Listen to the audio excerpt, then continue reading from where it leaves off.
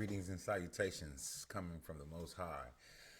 I want to say good evening to everyone. I hope you all had a happy, blessed Thanksgiving. Mine was extremely overwhelmed with food and joy and laughter.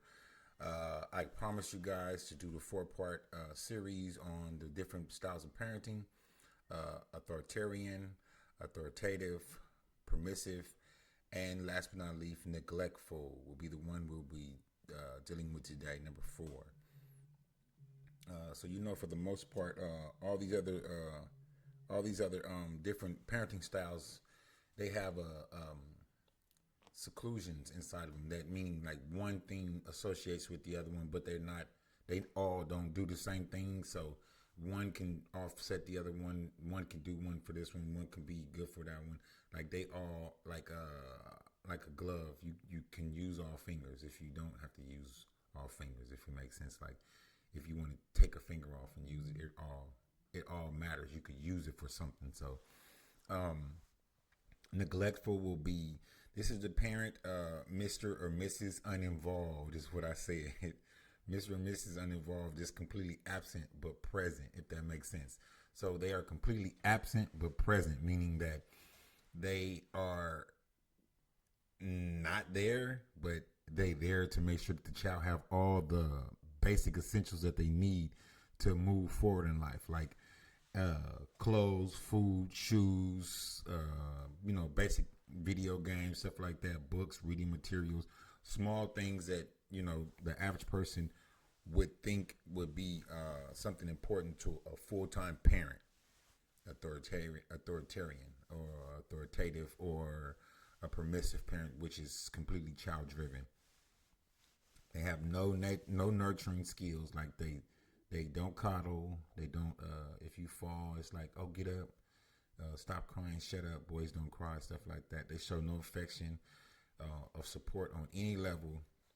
They basically just do all of the basic things. Like I said, they buy all the stuff to the child now and just give them, like they just pacify the child for the absence of the parent, either mom or dad. But either way it go, this is what happens when a child is either adopted by a family member, or I usually see the neglect thing happening when it's a new guy or a new girl with an existing child already in a relationship. So it's like a build a family relationship type thing.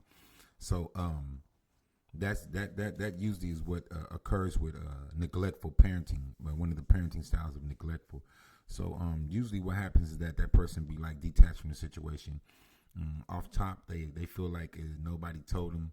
So like nobody told me nothing. Nobody showed me. Nobody held my hand in life. Nobody walked me through the forest. Nobody taught me how to smile even when it's hard. Like how to be cordial. Like nobody taught me that stuff. So they feel like they don't have to each one teach one. It's like it's not their fault. Like I don't care. That's what they did, and they're gonna figure out the hard way. I love them. I'm gonna do the basic stuff for them. But as far as me going out of my way for them, I'm not gonna go out of my way for them. So that's one of the things to what they do. They act like that, and some way, somehow, they usually don't. They don't go any further into a child's existence. They just, as long as the child is 18, they got to get out. That's one of them type of situations. Like, oh, you 18 now, you can get out. That's a neglectful parent. That's neglectful parenting. This parent has no understanding on the subject of the child's social or environmental behavioral development. Back to the social behavior development, the emotional behavior development.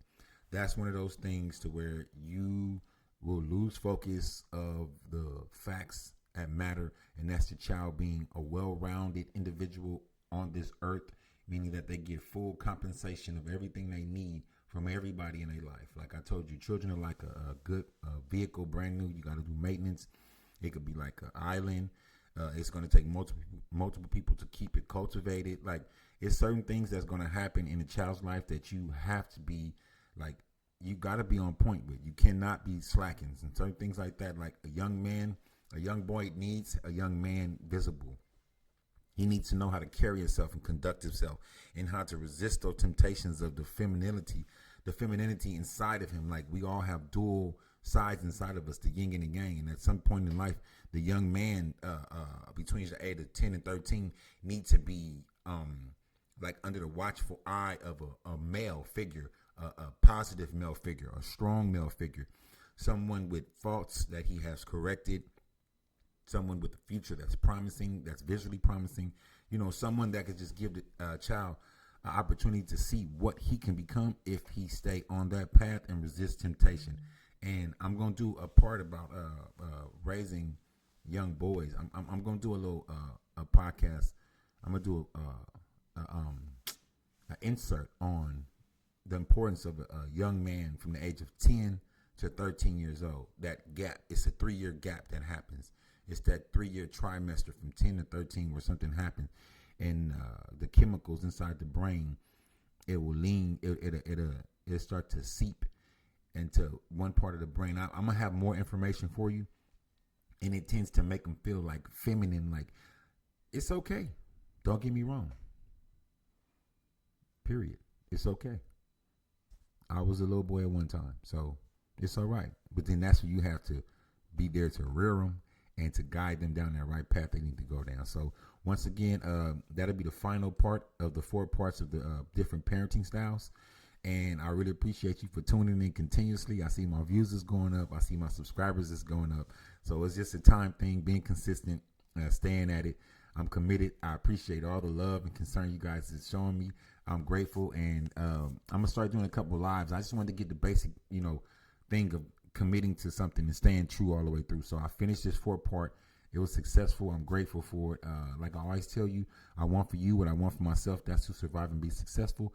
And in the morning when you wake up, if God wakes you up, look in the mirror and tell yourself, I mean something to this world. All right. You guys be easy. Take it easy. I'll see you next time.